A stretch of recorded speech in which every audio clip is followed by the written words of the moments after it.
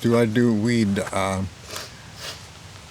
Generally, two people can ask that a certain way. Somebody who's offering me, or a police officer who's pulled me over.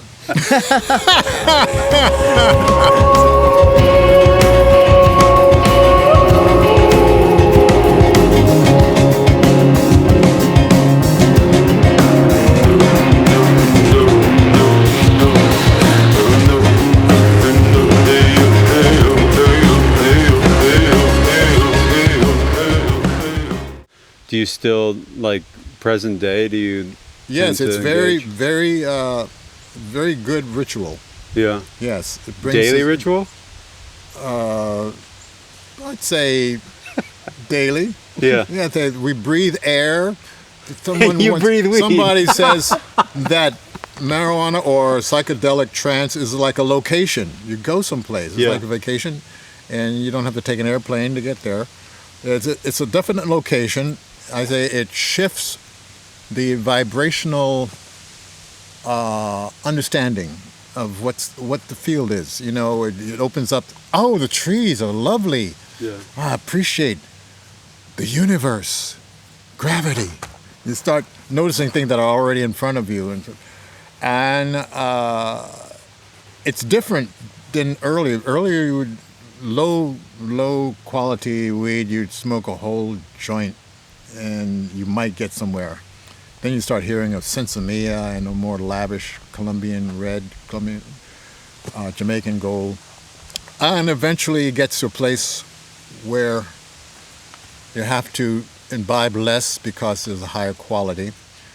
And then you also understand that you mix it with yoga, with internal practice. That's why I say it's with internal practice, inwardly mobile weed, that I found this out. Whatever I do 45 minutes before ingesting determines where I go afterwards. You know, if you're going down in misery, depression, it'll take you there. If you're going up in enlightenment and awareness, cosmic attunement, it'll take you there. That's what the teacher said. Wherever you're going, it'll take you there. So there's an amount of responsibility of setting your intention, and setting intention means practicing the intention before, whether it's sitting or ritual or affirmations or your lifestyle.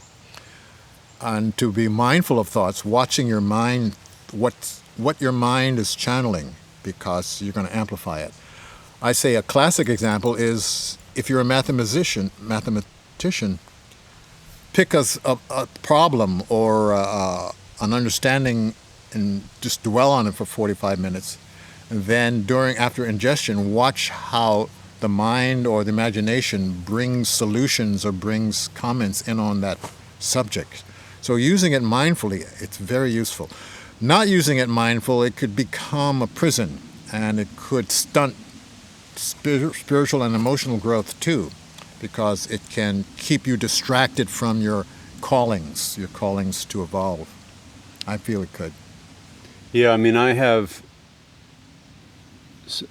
struggled a bit in my perspective of undeniably useful for music and creativity. Like it's very clear to see in the way that you kind of talked about how it's an ally for sometimes grounding us in the present moment, just in really kind of being mindful and very conscious of what's happening, and comparing like the states of clarity that I find that the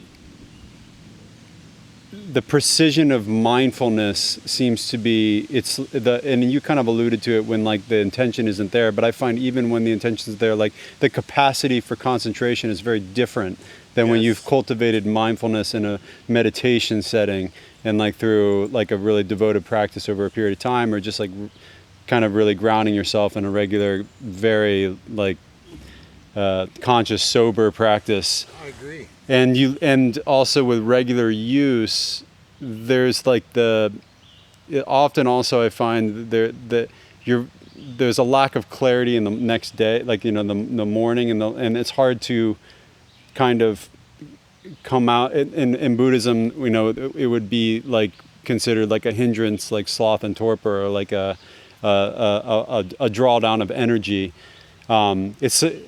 anyways, I find the same thing with mushrooms and other things as well. Like they kind of are like, in a way, it's like they aggregate energy in a short amount of time, but in the exchange for that, you displace like a lack of energy at another time. You were saying that the short-term memory or affects your memory. My answer is that it brings you, in, as you call it, in such a intense concentration that you space out things that that aren't of interest to you in the moment. And also the idea of music, realizations come. Yeah. You make connections or connect dots in a big time. Also, But that also happens like in a meditation, deep meditation of voice Yeah. vipassana, like you mentioned earlier. realizations, Yeah. insights come. And they can be mind transforming, lifestyle transforming realizations that you see, oh, I don't need to be doing that anymore, or I should be taking advantage of this, or hey, everything I was working for, I now have. I have to stop struggling. You start getting realizations. Yeah. Like you had mentioned the mathematician, but I don't know if you know that story of Carl Sagan. Like Carl Sagan actually was an avid marijuana user. Not avid like regular, but he would use it, like he was vocal about it. As a, an astrophysicist, he found that when in those times of being in relaxation, when he would smoke, he would have some of his deepest kind of insights, and we know that it has that magic.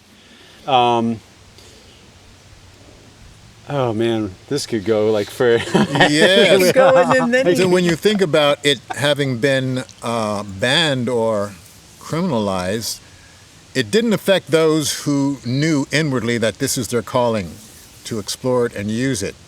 I guess it's the ones who were experimenting with it without a mindfulness that maybe got sloppy about it, and their lives got sloppy, and so it casts an image for the idea of the use of marijuana. I think somewhere in Africa it's considered taboo to be considered a user of marijuana. And I would feel that the people who have used it and made contributions to science, to medicine, to art, weren't that vocal. Your rock musicians they don't hold it back. Yeah, of course.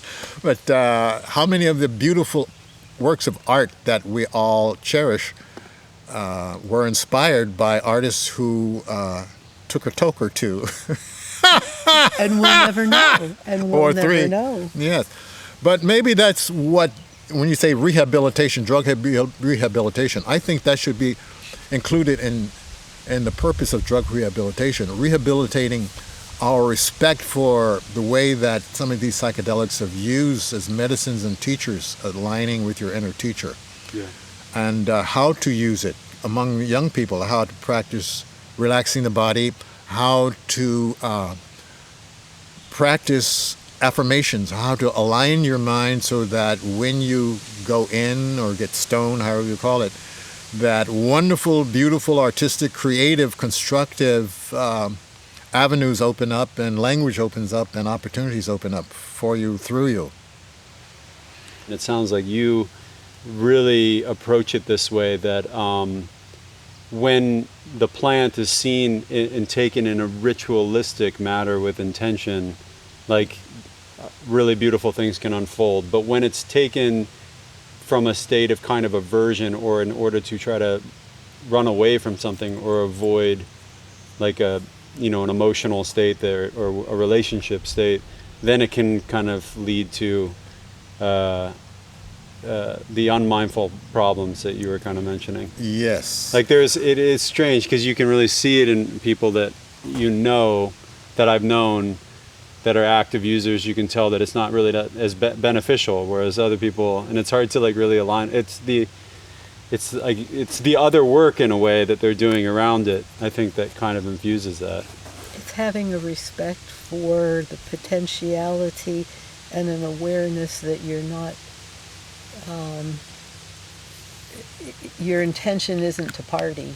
Yeah. Your intention has an acknowledgement of a potential sacred aspect. It's when Laaraji and I were driving up, we were talking a little bit about Rudolf Steiner's philosophies and the impact he's had on early childhood development. And he had amazing, brilliant mind, and he spoke of the intervals in terms of the epochs. Do you know anything about Steiner epoch theory? I haven't read that much about him. The epochs, in other words, the Lemurian epoch had a resonant quality to a non-interval, because the Lemurian aspect, or civilization, if you believe that it existed as a civilization, was still totally umbilicalized to source. So there was no sense of duality. There was a sense of unity. And in music theory, we were talking the intervals, that it's just a oneness. So then the next epoch, according to Steiner, is the Atlantean. So then it's the more watery, and it's the interval of two, and there's a whole energy and a whole mindset to it. The interval of the three was the ancient civilizations, especially like Egypt and early India, and moving into early Hellenistic thinking. I don't remember what the interval of the fourth, but the interval of the fifth is massively important, especially for you as a new dad, because Steiner beautifully postulates that childhood, it lives in the tonality of the interval of the fifth. And the interval of the fifth is the Pythagorean, Yeah. right? And it's the epoch when we saw on the planet simultaneously Confucius, Buddha, and Asclepius. These three extraordinary masters, all during the interval of the fifth, when the whole planet supposedly resonates to that frequency, and it is where children are to be met. We don't meet them there. We don't, and that's incumbent on us as adults to meet children where they're at. The interval of the fifth is a whole massive study.